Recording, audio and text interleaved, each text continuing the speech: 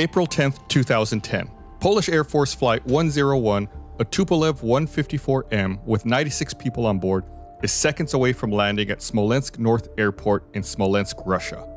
This is a special flight carrying high-ranking dignitaries to a memorial commemorating the 70th anniversary of the Katyn massacre. The passengers on this flight include the President of Poland, Lech Kaczynski. The weather at Smolensk is very poor, with thick fog severely obscuring visibility. Less than a mile from the runway, the plane is dangerously close to the ground and clips some trees. The pilots try to climb to escape the danger, but it is too late. The plane hits more trees and impacts the terrain, killing all on board. Was this an accident, or was there possibly foul play involved? Find out on this episode of Black Box Down. Hello, everyone. Welcome to Black Box Down. It's Gus and Chris. Hello, Chris. Hello, Gus. So we often describe this podcast as like a true crime podcast in the air. This is an episode that definitely has a lot more true crime aspects than most. Yeah, we got like presidents and politics and accusations of foul play, which we're absolutely going to dig into and talk about in this episode. Before we proceed, of course, we're back. It's we've been on a little break for a couple of weeks researching this new batch of episodes.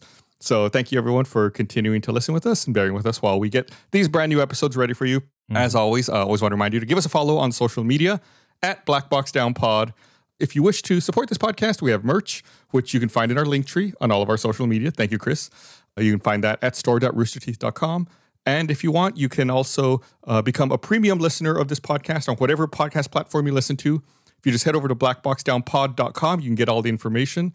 And it's a way to directly support the production of this podcast, either through merch or through this premium experience. Yeah, you get it early, no ads. And exactly. And it just helps us out. You beat me to it, Chris. Like I said, you can find all that information at blackboxdownpod.com. It's $2.99 a month, and you can continue listening on whatever podcast platform you currently use. And if you have questions, like there's a little FAQ there that answers, like, I think most of the common questions. It's pretty easy, pretty seamless. Yeah, and less than a cup of coffee. No, I'm drinking coffee. Are you watching me, Chris? Maybe. It was really ominous. So we like I mentioned at the top, this is Polish Air Force Flight 101. We are a little past the 12th anniversary of this incident. It was April 10th, 2010. When the 12th anniversary passed here recently, back on April 10th, 2022, this incident was kind of in the news again.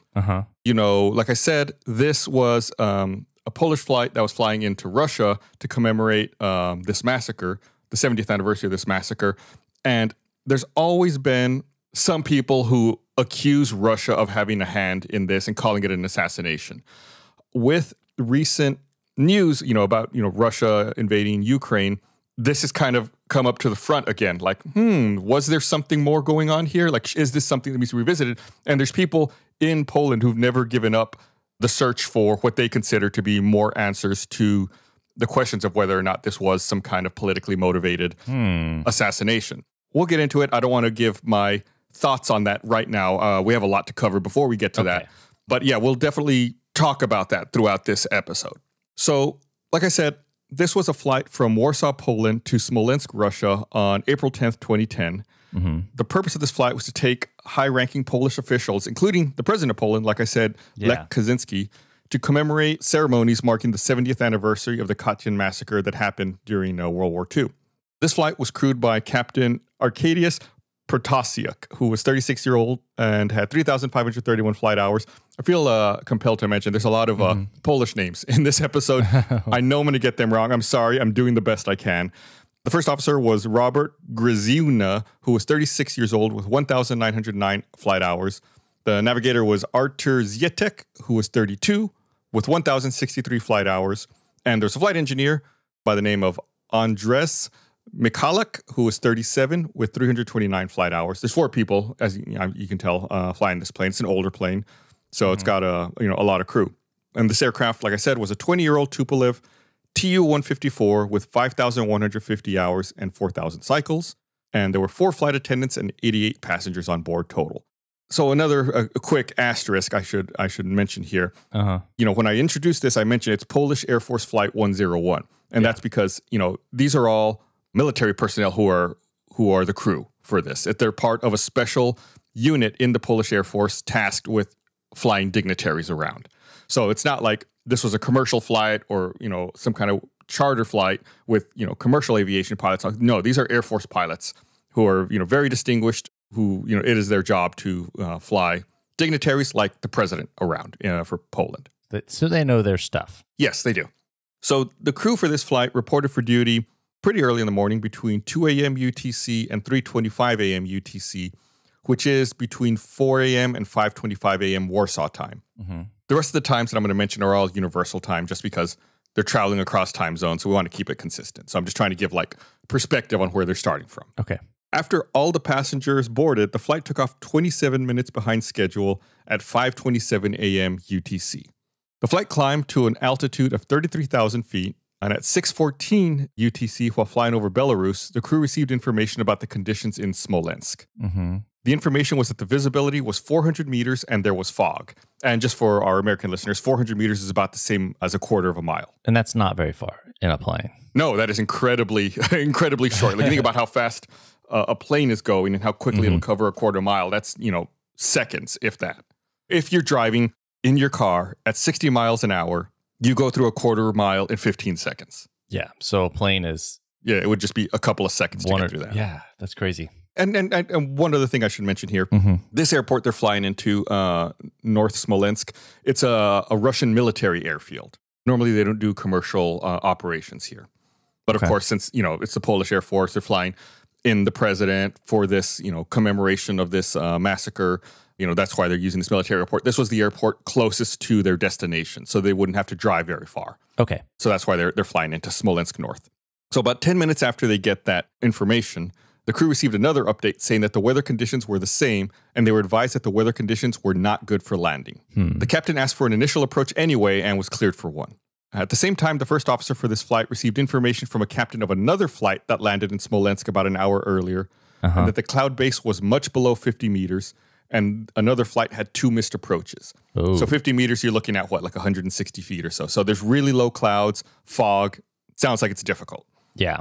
At 6:26, the captain of Flight 101 talked to the diplomatic protocol director on board and told him that with the existing conditions, they would not be able to land and that they'll make one attempt and that'll probably be no good. The protocol director responded saying, "Well, then we have a problem." And the captain said they could hold for about half an hour and then go to an alternate airport. And the protocol director leaves the cockpit to go brief the president. Oh. If I remember right, I believe their alternate airport was an airport close to Moscow, and it was really far away from where they were trying to get to. So they would, conceivably, if they have to divert, they're going to miss the ceremony. Oh. So the aircraft descended to an altitude of 500 meters and entered the landing circuit at Smolensk. At 6:30 a.m., the protocol director re-entered the cockpit for a moment and said there was no decision from the president on what to do next. And while on the downwind leg, so they're coming parallel to the runway, before they turn to land. So they're on the downwind leg. The crew configured the aircraft for landing. At this time, the controller at this airport asked the crew if they had ever landed here before, but the report doesn't say whether or not the crew answered. That sounds like no, then. There are other things going on that I'm going to get to. I'll spoil a little bit right now. I'm going to jump ahead a little bit and answer your question there. We've talked about this before, that English is the international language of aviation, right? Typically, when you're flying commercially, for the most part, air traffic controllers and pilots are communicating in English. Mm-hmm. Like I said earlier, this is a Russian military base, so that doesn't apply. So the controllers are speaking in Russian. The only person in the cockpit who spoke Russian was the captain. Oh, no. So, if you think about it, the controller asks, "Have you ever landed here before?" 3 out of the 4 people in the cockpit don't understand him. The only person who understands him is the captain. So conceivably, if only one person can understand, they can conceivably miss the question. Yeah, and the captain didn't re-ask. Right. The controller then told the crew to turn base and advise them to be ready to make a go-around when at 100 meters. At this time, the commander-in-chief of the Polish Air Force entered the cockpit, and the captain told him the runway visibility was now at 200 meters. And that's the equivalent of about 656 feet. So they definitely, the visibility has deteriorated quite a bit. The crew turned for their final approach while at a distance of 14.5 kilometers, which is about 9 miles from the runway threshold. When the aircraft was 10 kilometers, or about 6 miles from the runway threshold, the controller of landing zone informed them that they were entering the glide path. From this point on, the controller of landing zone would keep the crew informed about their position relative to the glide path and center line. And we've talked about this. A glide path is like the angle and the path that the plane ideally should take to come in for a perfect landing. And the center line is just the center line on the runway. Like it determines whether or not they're too far left or too far right. The controller then informed them that they were 8 kilometers or 5 miles out, on track and on the glide path, and then cleared them to continue their approach. So they're going for it because it seems like it's working? Yeah, they're going for it. You know, the controller is giving them their position, letting them know, where they are relative to the runway, and they're coming in to try to land. I don't want to get too far ahead of myself, but in lots of times, if you're landing in, like, let's say you're flying commercially nowadays, and you're coming in to land, and it's really foggy. We've talked about this before. There's automated systems like the ILS that help planes figure out, even if you can't see, it helps you like line up automatically, so that doesn't do it automatically, but you've got instruments that help you show, where you are with extreme precision, so you can come in and land perfectly. Again, that's like if you're flying commercially. This is a military base. Things are a little different. This is also in Russia 12 years ago, so things are a little different. I'm trying to like give perspective that it's a little different if you're flying. If you, the listener, is flying in fog right now, don't worry. So during the aircraft's final descent, the TAWS, or the Terrain Avoidance Warning System, generated the terrain ahead warning. Oh. And we've talked about this before. This is like a ground proximity warning, terrain, like that kind of stuff. In response to this, the captain set his altimeter to standard pressure, which I'll cover what that means in a minute. This caused the TAWS to receive wrong data and assume that the aircraft was higher than it actually was. The controller of landing zone then called out 4 on track glide path, then 3 on track glide path. So we've talked about this before, about how there's different ways for planes to receive their altitude data. Yeah, we talked about it in the airspace episode recently. Yeah. And we've talked about it in other incidents as well. We've talked about radio altimeters that, like shoot radio waves straight down under the airplane, and it measures the distance. Yeah. And there's also, in this case, an altimeter that you can adjust the pressure reading on it to whatever the local pressure is, and that'll tell you what your altitude is based on measuring the outside air pressure. So when I say that the captain set his altimeter to standard pressure, that means instead of setting it to whatever the local pressure was at the airfield, he set it to 29.92, which is a standard reading, which means it's not giving accurate information anymore. So the plane thought it was higher than it was, which made the TAWS stop giving the alarm that it was giving. And so the alarm's going off, and his solution is just change the instrument so the alarm won't go off, but it doesn't change the actual altitude? Correct. And I know it sounds absolutely crazy. It does. But to try to give some rationale, to try to give some insight into what the captain may have been thinking. This system, the TAWS, Terrain Avoidance Warning System, the way it works is it has a database built into it of airports. So it knows if you're getting low, but you're close to an airport, you're probably going to land. You're not crashing. So then it won't give alarms because it thinks, oh, this is normal procedure. We're getting low because we're about to land. Okay. Again, this is a military airfield. This is not in the TAWS database. So the captain thinks, oh, it's just telling me terrain because I'm coming in to land at a military airfield. It doesn't know we're actually about to land. There's no need to worry about this terrain warnings. I'm just going to set it to standard pressure so it stops bothering me. Okay. So hopefully that gives a little more insight into what the captain was thinking. Yeah. In setting, it's still not correct, but that's maybe what he was thinking. Yeah, but it does. It's just still like, oh, the warning light's going off. Here, I got a solution for that. And he just like puts tape over it. Yeah, that's a very good analogy. I guess it does help with some context, but still, right? Yeah, in these circumstances where there's fog and they can't see the ground. Yeah, I get that, but in his mind, that alarm is going to keep going off until they land, even though like that's what they're trying to do. Again, I'm not trying to say he was right. I'm just trying to say like this is the faulty logic he's following. He's most likely following in order to get to this solution. Yeah, solution in air quotes. The TAWS then started again and continued to generate warnings until the end of the flight. So the warning was going off again, even though he just turned it off or he swapped it to the standard altitude pressure. So even though he put in standard pressure, the plane was continuing to descend So the plane thinks it's higher than it is, but then since they're still descending, they get low enough again to where the alarms start going off again. Because even with the incorrect altitude, the plane still thinks that they're low enough to generate the alarms. Yeah. Okay. So like I said, the alarms are going off. They continue to go off until the end of the flight. At 6:40 and 41 seconds, the controller of landing zone called out 2 on track, glide path. 11 seconds later, the captain commanded a go around. And 2 seconds after that, a warning sounded that the critical altitude setting on their radio altimeter was reached. And the radio altimeter is the other way it measures altitude that we talked about, where it's radio waves that shoot down directly under the airplane and measure the amount of time it takes to come back. And this is 2 seconds after he said, let's do a go around? Yes. And the go around is because he couldn't see anything. Yeah, I think, like he had, again, it's hard to infer what was going on, but, he had told the people who were in the cockpit who had come up to ask about it that they were probably going to have to go around because conditions were bad. And at this point, like we said, warnings are going off. And he called for a go around and the warnings get a little worse. I think at this point, he's not seeing the runway. He's not seeing where he needs to be. So he's calling for a go around. At 6:40 and 55 seconds, the controller of landing zone called out level flight 101. And the aerodrome controller then called out height check level flight. And even though the captain initiated a go around, the inertia of the aircraft still caused it to sink. And at 6:41 on the dot, the flight struck a tree. Because you know how it is. Like, it takes a little while we've talked about this before, for the engines to spool up. So even if they, even if they instantly give it full power, it takes a few seconds for the engines to spool up to that and then start generating enough thrust. So even though they may call for a go around, they're still sinking a little bit. And they hit a tree. So they were so close. Yeah. After flying another 244 meters or 800 feet, the plane made more contact with trees and shrubs, but slowly started to climb. However, the terrain was also rising. Oh, no. 3 seconds later, the aircraft struck a trunk of a tree and lost about a third of the left wing. Oh. Yeah, which caused asymmetric lift. Yeah. So, the aircraft began to veer left. The aerodrome commander called out for them to go around, but the aircraft then struck the ground and was destroyed, killing everyone on board. So it's like they're coming down.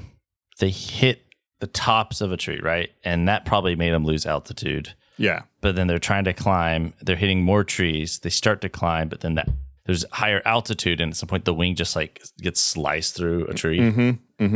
Yeah, and like I said, the terrain was rising. So even though they were climbing, the ground was also rising. So on top of if it's flat ground, they can gain altitude more. But if the ground's rising up too, it's like then the difference between the ground altitude and their altitude isn't changing as quickly. HelloFresh delivers fresh, quality produce from the farm to your door in less than a week, so you can savor summer flavors right from home. HelloFresh now has 30 dinner recipes to choose from every single week. That's the most choices of any meal kit. Going away for the summer, you can update your delivery address and enjoy HelloFresh at your vacation destination with just a click. Plans are super flexible, so they work with you and your changing schedule. I love HelloFresh. I feel like, for me, it saves time, it saves money. I don't have to go to the grocery store. I don't have to buy any more than I need. I get exactly what I need to make something really delicious, and I can make it and then enjoy it. It's also super fast. It's a great way to unwind after a day at work. Just like a little project. Just do this, follow the steps. Super easy. Even I can do it. And then when it's all done, you get to eat it. So if you'd like to try it out, go to hellofresh.com/blackboxdown16. Use code blackboxdown16 for up to 16 free meals and 3 free gifts. Again, that's hellofresh.com/blackboxdown16. Code blackboxdown16 for up to 16 free meals and 3 free gifts. I'm sure you like hanging out in the evening, maybe a little fire. Life's best moments sometimes can happen around a roaring fire, making s'mores or just hanging out. What would really help? A smokeless fire pit from Solo Stove. It'll make your outdoor moments even more memorable because instead of having to constantly dodge campfire fumes, sit back, relax, actually enjoy the fire. We all know what a pain it is to be sitting around a fire with that smoke chasing you. It seems like no matter where you sit, if you move, it's always following you. So that's why Solo Stove's so great. It's got a smokeless design. You don't have to worry about moving around constantly trying to dodge smoke. There is none. It's fine. It's easy. You just sit there. That's what you want, right? It's great. I got one on my back patio. I love sitting out there, enjoying it. It's really nice. It's a really nice centerpiece to like sit around and focus around. So you too can upgrade your backyard with a Solo Stove fire pit. Create a story-worthy moments without the fireside fumes. It's got stainless steel construction designed to regulate airflow, burn more efficiently. So little smoke you'll wonder, hey, how's there so much fire in there? It's a perfect catalyst for getting outside, spending more time with family and friends. Solo Stove fire pits are brilliantly engineered. easy to use. They're built to last, easy to light, which is a few bits of starter. Your fire is blazing in minutes. They're so confident you'll love it. They offer a lifetime warranty and 30-day free return policy. So right now you get big discounts on all fire pits during Solo Stove Summer Sale. Use promo code BlackBoxDown at solostove.com for an extra $10 off. That's solostove.com, promo code BlackBoxDown for $10 off their incredible summer sale discounts. Make sure you hurry. Summer sale ends June 23rd. You're about to hear a preview of The Jordan Harbinger Show with former Mafia underboss Sammy the Bull Gravano. My mother and father bought me a bike. They were broke. It was a Schwinn. I had to take care of it. Fucking first day out, somebody stole it. I go running down there. The bar is right across the street where the wise guys hung out. I grabbed the bike and I started fighting. These kids were older than me, bigger than me. I was fighting the two of them. I was crying. I was getting beat up a little bit, but I was fighting like a bastard. One of them guys from across the street walked over. Another guy from across the street yelled to him, "What's going on?" He said, "None, this kid Sammy, you see him? He was fighting these fucking kids. You see the way he was fighting? He's like a little fucking bull." I think a piece of me died on every one of those murders. Maybe I'm getting old. I actually become emotional. To hear more about how Sammy rose in the ranks to become one of the most notorious gangsters of all time, check out episode 587 and 588 of The Jordan Harbinger Show. So the investigation was carried out by the Polish Committee for Investigation of National Aviation Accidents. And one of the things that they discovered was that this flight was never actually on the glide path. What? Yeah, even though the controller was telling them that they were on the glide path, they never were. So wait, they were never aligned with the runway? They were never. So glide path would be like altitude, right? Okay. But they were also off center line as well. Oh. Yeah, when the landing zone controller told the crew they were 8 kilometers out on track and on the glide path, they were actually 130 meters or 426 feet above the glide path and 65 meters or 213 feet left of the center line. So they were high and to the left. At 4 kilometers, they were 60 meters or 197 feet above and 130 meters or 426 feet left of the center line. So again, still high and to the left. At 3 kilometers, they were 35 meters or 115 feet above and 100 meters or 328 feet to the left. So far, high and to the left. However, at 2 kilometers, they were 20 meters or 66 feet below the glide path and 80 meters or 262 feet left of the center line. So right as they were about to get close to the runway, they got below the glide path. But you said they were on the glide path. They were told they were on. What did the glide path say? Like, hey, was it telling them to drop? Is that why they dropped so much further than what they were at? I can't give a I can tell you what the investigators conclude. I can't tell you definitively. And the investigators say that the probable reason for the landing zone controller not reacting to the aircraft being below the glide path was either incorrect visual or no visual at all of the aircraft on the radar display, which was caused by either a malfunction of the radar, the presence of obstacles like trees in the runway 26 approach area, which may have restricted continuous observation of aircraft's marker on radar display, and 3, errors in manual tuning of the radar by the landing zone controller, which were caused by the landing zone controller was supporting approaches to the airport for the first time in unfavorable meteorological conditions. So this controller had never really assisted planes landing in these kinds of conditions. And on top of that, this controller had only had 9 shifts in the last 12 months, including this one. 9 shifts, like a full day or like like half a day? I'm not sure, but still, but either way, I don't think it makes a big difference one way or another. He'd only been there imagine showing up for a job 9 times over the course of a year. You're not going to remember what it was you're supposed to be doing. Yeah, it's like, oh, hey, it's all right, I've been here in 4 months. Oh, the president's landing today? I got it. Yeah, don't worry, I'm on this. And it's really bad weather outside? Cool.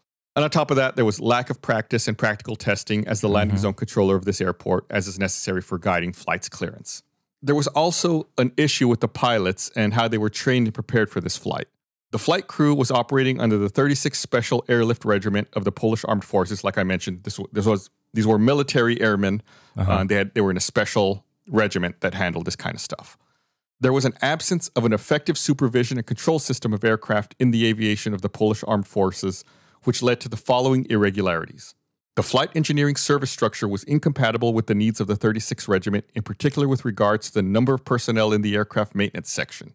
In the Aviation Technology Subcommittee's opinion, given inadequate staffing of the aircraft maintenance section, it was not possible to properly monitor operational maintenance of all aircraft, carry out the commissary helicopter and airplane test flights prior to VIP missions, train the ground and flight crews, and plan and supervise other tasks prescribed in respective regulations. So just things were not up to snuff in lots of areas. They were kind of cutting corners. Like there's no one smoking gun here, but they're just kind of like, in general, this is being done more sloppy than it should be everywhere, from almost every aspect.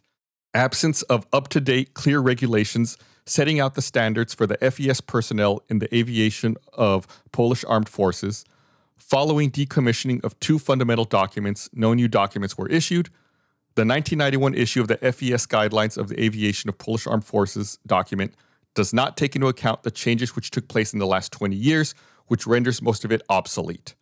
This forces FES crews in the Air Force units into taking adapting measures with respect to certain provisions contained therein to make them useful in today's environment. So basically, their regulations were old and had been decommissioned without any new regulations taking their place.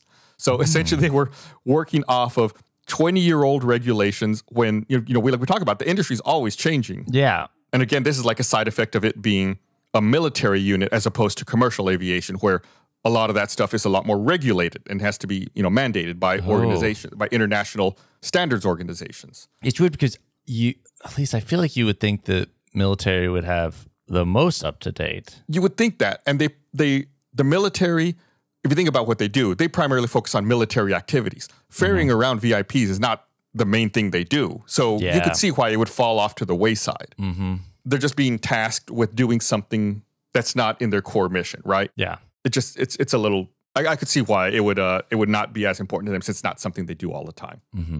There's one more here.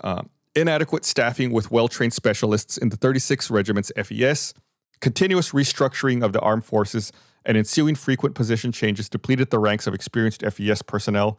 That shortage could not be easily mitigated by recruiting well-trained successors, as the training centers for lower and middle-ranking technicians in Olesnica and Zamosk had been disbanded.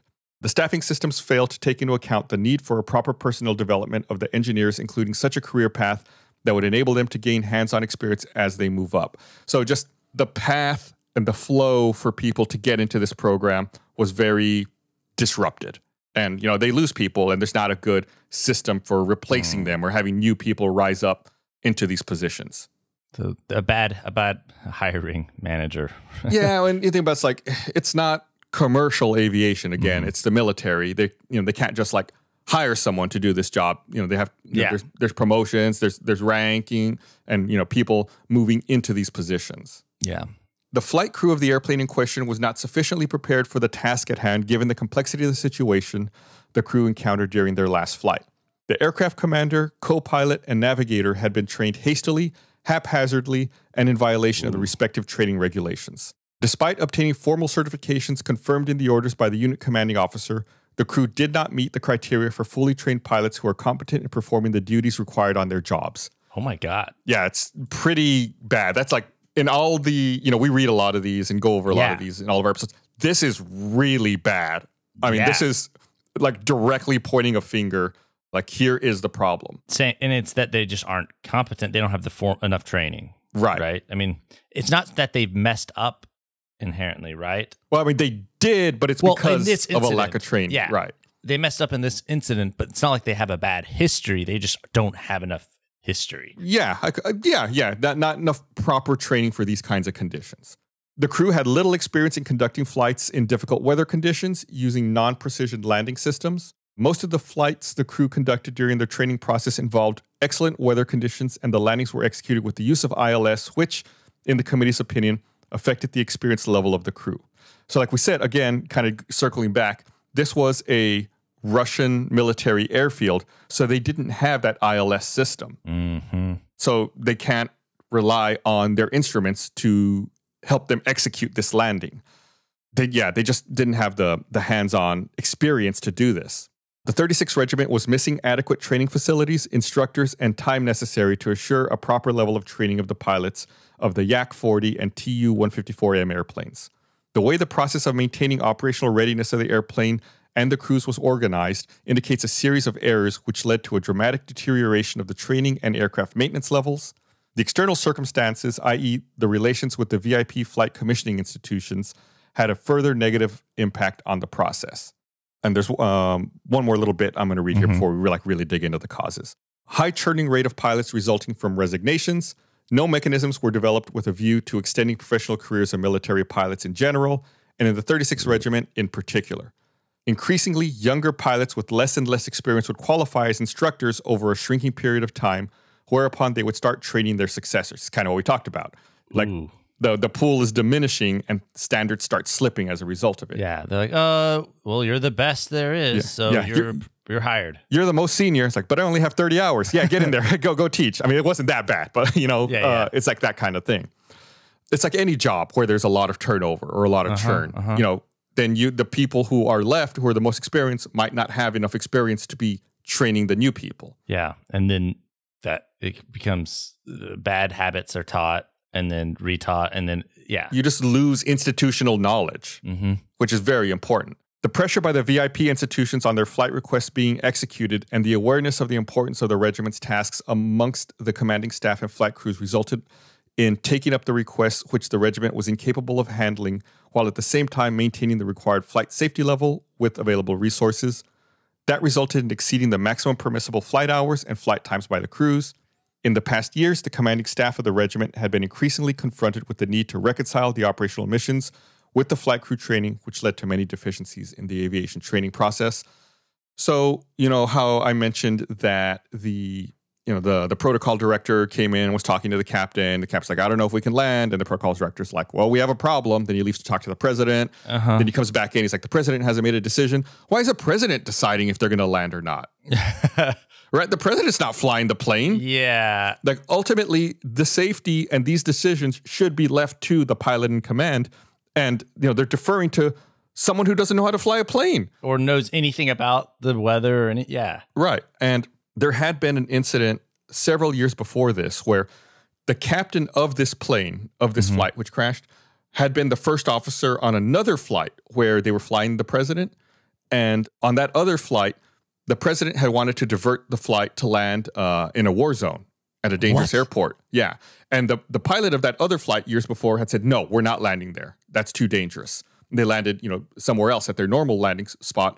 And that captain, he was never fired or anything. He just never got scheduled to fly again. Oh, my God. So this first officer saw that early in his career, and he's probably thinking, if I don't do what the president wants, they're going to fire me. I need to do this, even though it may be dangerous. Oh, my God. So you can see I'm trying to add a little more context about what's going on here and what's going through the pilot's head. This is like Chernobyl, that HBO series, where they're like, you'll never, if you don't do this test, you'll never, work again. Yeah. But not to that extreme, but. Yeah. But I mean, I guess that's like any disaster or like anything, anytime something goes wrong, pushing people to do things that they feel are unsafe can result in something awful. Yeah.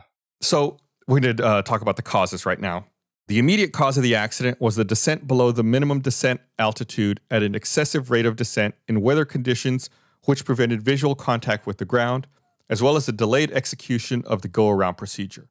Those circumstances led to an impact on a terrain obstacle resulting in separation of a part of the left wing with aileron and consequently to the loss of aircraft control and eventual ground impact. Another thing that I feel compelled to mention at this point is we've talked about this a little bit and, about this ground impact and how the ground was rising leading up to the airport. Right before the runway, right before where the airport is, there's like a ravine, and that's what they were flying over. And that's why, it kind of slopes up going to the airport. And for a while when they were, coming in, the altitude they were at was actually below the altitude of the runway. I think the lowest they dipped to like 40 or 50 feet below the runway because they're flying over this ravine. And, like we talked about, the captain had set his altimeter to standard pressure, so it wasn't giving him an accurate reading. The navigator was reading out altitude readings, but the altitude readings he was using the radio altimeter. Remember how the radio altimeter works? Radio is directly below the plane. Directly below. Radio wave, so it's bouncing off of a ravine that's below. Oh, my God. So that's why they got so low. No one's actually paying attention to the real altitude. The navigator should have been reading off of the altimeter that's corrected for field pressure. That way they get an actual elevation and they can compare that and they know where they're actually at as opposed to how far they are off the ground. So the other one operates like how far are you above sea level? And they compare it to how far the runway is off of sea level. And that way they can know more or less where they are. The radio altimeter just tells them how far they are away from the ground. So it's like, you can see why you want both of these tools. You need to have context for the information you're receiving in order to put it into perspective for your unique circumstances where you are. Yeah. Okay, anyway. So the circumstances that contributed to this accident was the failure to monitor altitude by means of a pressure altimeter during a non-precision approach. That's exactly what I just said right there. Failure by the crew to respond to the pull-up warnings generated by the TAWs. Attempt to execute the go-around maneuver under the control of the autopilot system. The autopilot was still on when they started their go-around. The proper procedure would have been to disable the autopilot, immediately give it full power and go. That just kind of delayed the reaction of the plane, which is another reason they weren't able to climb as quickly. Approach control confirming to the crew the correct position of the airplane in relation to the runway threshold, glide slope, and course, which might have affirmed the crew's belief that the approach was proceeding correctly, although the airplane was actually outside the permissible deviation margin. Failure by landing zone controller to inform the crew about descending below the glide slope and delayed issuance of the level out command. Incorrect training of the Tu-154M flight crews in the 36th Regiment. Incorrect coordination of the crew's work, which placed an excessive burden on the aircraft commander in the final phase of flight. And again, this kind of goes back. We didn't really talk about it too much, but this has to do with the fact that the captain was the only one who spoke Russian. So he's having to do the radio work and fly the plane. Normally, the navigator or the engineer would be doing the radio work. I think it's the navigator in this plane. I don't remember off the top of my head. I think it's the navigator should be doing the radio work. But because the captain's the one who speaks Russian, he's having to take on more, which means, he's overloaded in these final phases. Yeah. Insufficient flight preparation of the crew. The crew's insufficient knowledge of the airplane systems and their limitations. Inadequate cross-monitoring among the crew members and failure to respond to the mistakes committed. Crew composition inadequate for the task. Ineffective immediate supervision of the 36th Regiment's flight training process by the Air Force Command. This is all really bad, by the way. I'm kind of glossing over these. Every one of these is awful. Failure by the 36th Regiment to develop procedures governing the crew's actions in the event of failure to meet the established approach criteria. Using radio altimeter for establishing alarm altitude values for various types of approach. Distribution of duties in multi-crew flight. And the last one, sporadic performance of flight duties by landing zone controller over the last 12 months, in particular under difficult weather conditions, and lack of practical experience as LZC at Smolensk North Airfield. So this is bad. What about the conspiracies? So, yeah, we haven't really dug into that yet. We're going to get into that in a bit. But now that we're through the causes as we see them so far, I can't really see this being a conspiracy theory. I can't really see this being an assassination attempt on the Polish president, just because so much of the blame is on the Polish Air Force. That being said, the Russian controller obviously messed up big time. Yeah. But if you were going to try to assassinate someone, relying on that one dude messing up wouldn't have been enough, in my opinion. Because if the controller, gave them bad data like he did, and if the pilots were competent and more experienced, they would disregard that data. They'd know to be looking at their instruments, and they'd know what their altitude actually was. I think it also relied on bad weather. Yeah. This seems like a very roundabout way to try to perform a political assassination. Granted, of course, the way airline incidents work, it's very Swiss cheese. You can try to make, if you were trying to perform an assassination, you could try to make conditions not ideal. Obviously, they can't control the weather, but they could set up, this controller who wasn't very good. Why was this the controller who was working at the time, right? Those might be the questions you would be asking. And also, I guess, just playing devil's advocate, a good political assassination should have plausible deniability. Yeah. Not that I think that that's the case. You're right. And that's the reason. I mean, there are still, I don't want to get too far yet. Well, we're going to talk a little more about this in just a bit. But yeah, you are right. I'm glad we circled back on that a little bit. So, of course, there's recommendations as a result of this incident. Verify regulations pertaining to the manner and scope of supervision by Air Force Command of training activities in the 36th Regiment. Verify validity of certifications of the 36th Regiment flight crews. Draw up and implement such theoretical and practical training curriculum for the Tu-154M crews, which takes into account the current aircraft systems and involves training on simulators. Draw up the annex to the Polish Air Force Flight Manual to set out the guidelines for conducting multi-crew flights, including multi-crew specificity, also in the regulations and guidelines referred to by the Polish Air Force Flight Manual. introduced provisions into the Polish Air Force Flight Manual and the VIP aircraft flight instruction, which mandate developing weather forecasts and notices for the VIP flights by the Hydrometeorological Service of the Polish Armed Forces. So they're just trying to establish good operating procedures here. That's all of this stuff is. Essentially they're kind of like, trying to implement CRM, try to have, up-to-date flight manuals. Everyone should be looking at the weather ahead of time, develop, forecasts. These are all things that you kind of take for granted that they weren't doing. And it's because it's military. Right. Adjust the FES structure of the 36th Regiment in keeping with the tasking of the regiment, verify the FES personnel qualifications for airborne duty, and draw up a new document setting out the standards for the FES in the aviation of Polish Armed Forces in line with the changes to the Armed Forces structure and amendments to the relevant documents. So, of course, the aftermath, everything that happened as a result of this. So after the crash, ICAO, the International Civil Aviation Organization, they tasked Russia with the investigation since, this incident occurred on Russian soil. Makes sense, right? Well, I could also see the Polish wanting to investigate it because it's in Russia's best interest for it not to be Russia's fault. Right. Well, to kind of put your mind at ease, Poland also set up its own committee to investigate the crash.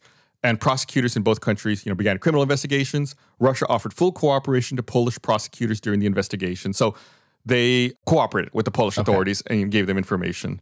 So yeah, I can see why you would think that, though. That being said, there was a special commission that Russia formed for the investigation of this accident. The president of Russia at the time, Dmitry Medvedev, formed it. And the commission was supervised by the prime minister of Russia, who was Vladimir Putin at the time.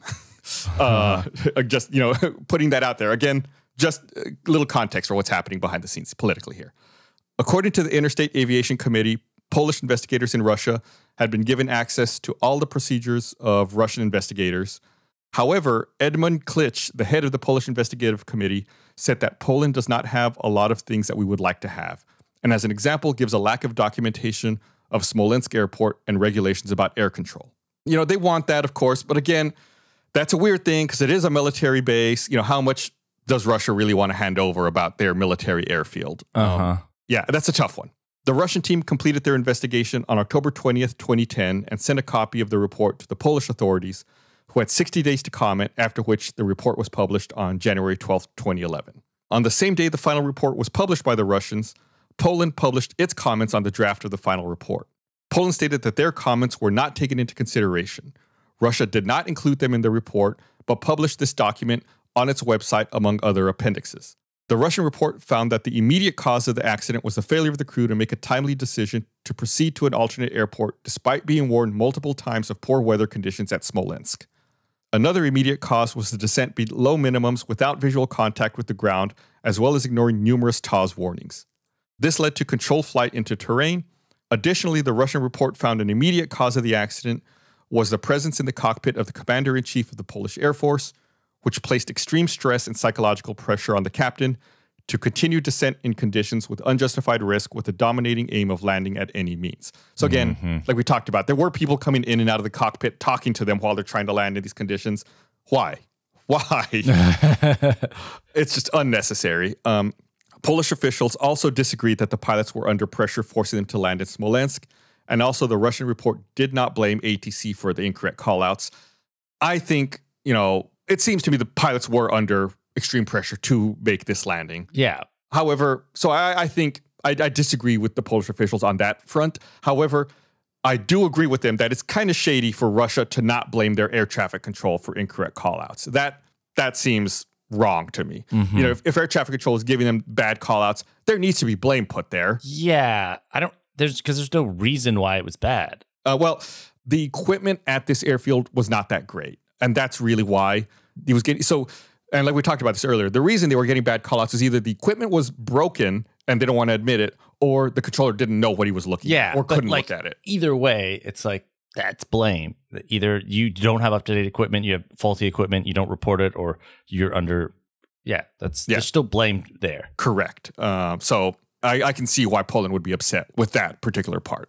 And like we said, like we've been saying this whole time, there was this conspiracy theory that this crash was an elaborate coup to assassinate the Polish president that was orchestrated by the Russians. Soon after the crash, Artur Gorski, who is a Polish MP from the Law and Justice Party, claimed that the Smolensk air traffic controllers were ordered to prevent the plane from landing so that the president could not attend the Katyn ceremony, resulting in the crash. What? Yeah, Gorski later apologized for this remarks. So maybe I should give a little more context here. So I actually learned some stuff in researching this episode.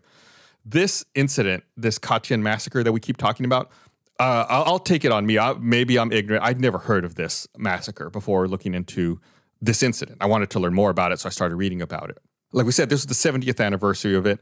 Apparently, this massacre, obviously it would have happened in 1940. This was a massacre that occurred at the outset of World War II. And I think the way the start of World War II is taught, at least it was the way it was taught to me when I was in school, was that Nazi Germany invaded Poland, right? I'm sure you probably got taught the same thing when you were in school, Chris. Yeah. Apparently, I didn't know this until I was researching this. A few days after Germany invaded Poland from the west, the Soviet Union invaded Poland from the east, making a land grab as well.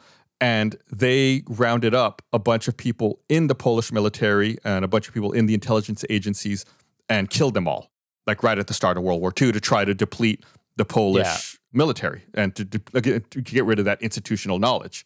So it was the anniversary of that massacre that they were attending. So that's why I think there was this underlying sense of conspiracy theories, like, oh, well, the Soviets and the Russians, are trying to not give acknowledgement of this massacre, of this thing that they did back in 1940, where they killed 22,000 Polish military officers. Yeah. So it's another political underpinning to this story. I encourage, if you're listening to this podcast, I encourage you to read up on it. It's Katyn massacre. I learned a lot in reading about this stuff that I felt like I was never taught in school. Super interesting. I do feel like they don't emphasize Russia's not allegiance, but going along so much with Germany during the first part of World War II. Like they were like, and I think it's this isn't a World War II history podcast. I don't want to say things that are wrong, but it's like at the end of the war, Germany and the Soviet Union lost a lot of people on that Eastern Front, like millions of people. More it was a crazy amount of people who died there, and I think that is what we remember from World War II. It's like just that grind between Germany and the Soviet Union on that Eastern Front. So anyway, I'm just trying to, again, give a little more detail, a little more context behind why the Polish president was going there and why maybe Polish politicians might say that Russia didn't want them there. On October 30th, 2012, a Polish newspaper reported that traces of explosives had been detected by investigators in the wreckage of the Tupolev on the wings and in the cabin.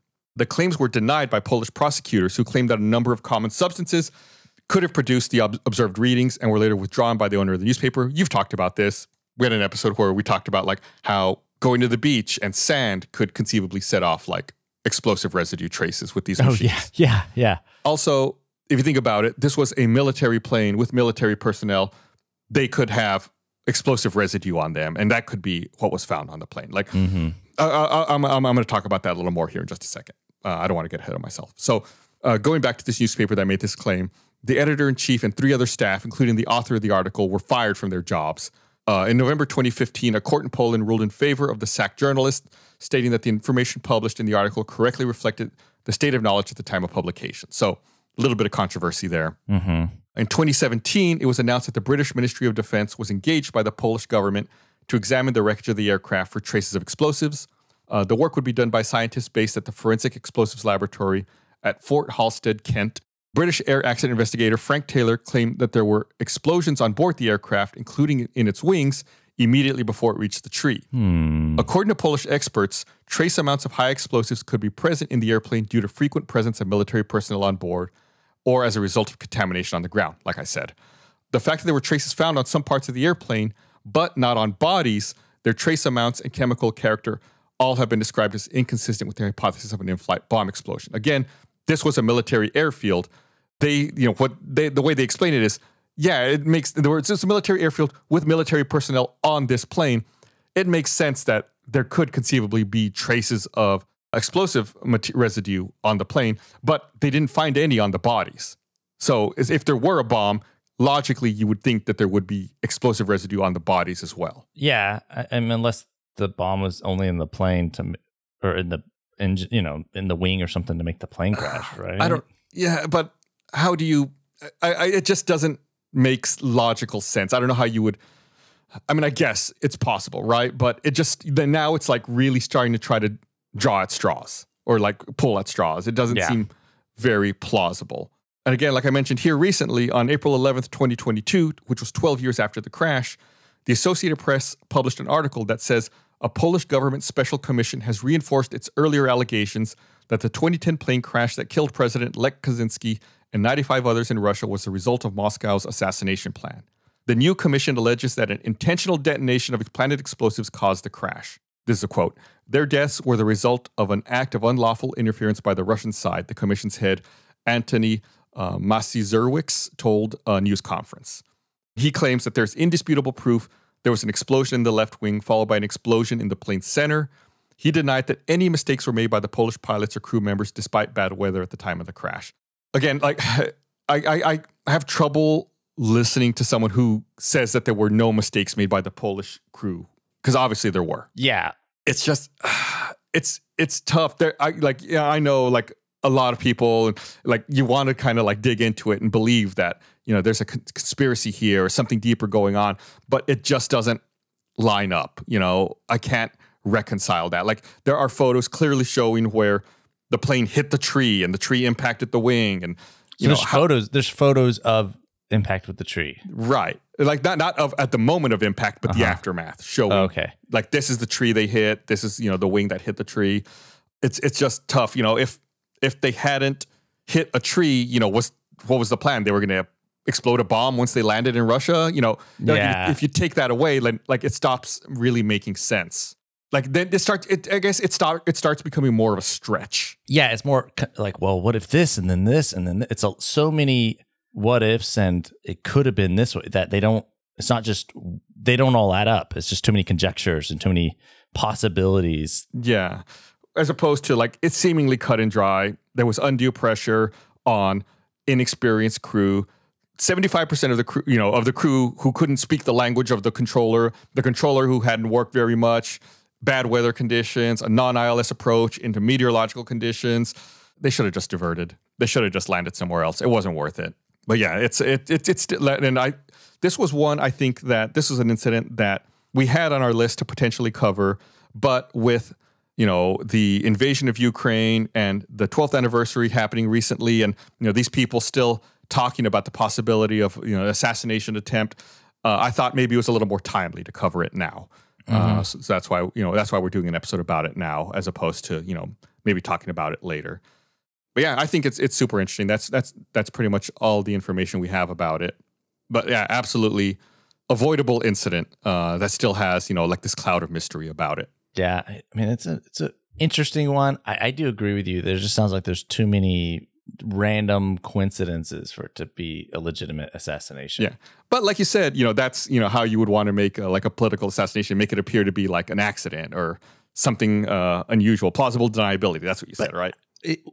On a political, I mean, beyond the wanting to, the memorial, but like, did Russia and Poland have an issue at that time where there would be motivation to kill the president? I believe that Russia had always kind of denied this Katyn massacre and had kind of tried to sweep it under the rug. So I think there was some bad, and obviously they killed 22,000 Polish military personnel. So there's obviously like this incident is the source of a lot of bad feelings to begin with.